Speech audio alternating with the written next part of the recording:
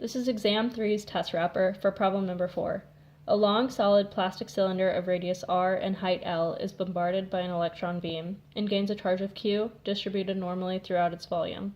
In the following problem, you will be asked to determine the electric field at location A inside the cylinder.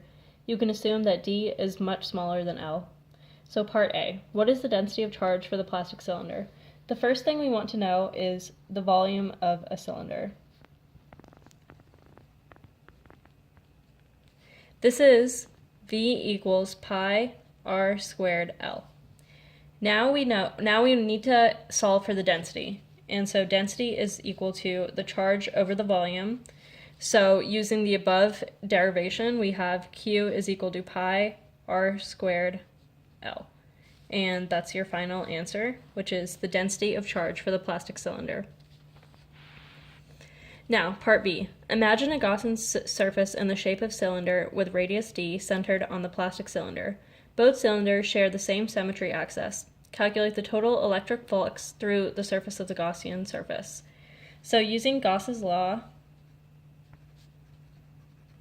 which is the total electric flux is equal to Q enclosed over epsilon naught, we know that 1 over epsilon naught is equal to volume times the density. And using the volume of the cylinder, which we derived above, and the density that we solved in part A, we're simply going to solve this. So this is going to be 1 over epsilon naught times the volume, which is pi r squared L, times the density, which is Q over pi r squared L. Now we're just going to cut the different letters. This gives us Q d squared over epsilon naught r squared. This can also be rewritten as 1 over epsilon naught times d squared over r squared times Q. This is the final answer for the total electric flux through the surface of the Gaussian surface. Now, for part C, we want to calculate the magnitude of the electric field at location A inside the plastic cylinder. So again, using Gauss's law, we have the electric flux is equal to Q enclosed over epsilon naught, which is equal to E, which is the electric field times the surface area.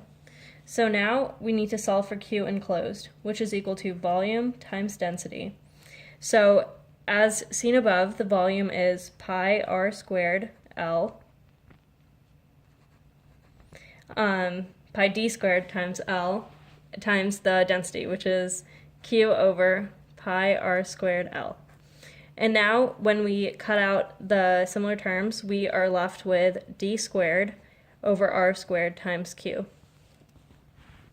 So now when we want to solve for the electric field, which is E, we're going to write 1 over epsilon squared, using just manipulating these terms here. It's 1 over epsilon naught times Q enclosed times 1 over the surface area. So now, using these calculations, we're left with 1 over epsilon naught times d squared over r squared times Q, which is seen here as Q enclosed, times 1 over the surface area, which is 2 pi dl.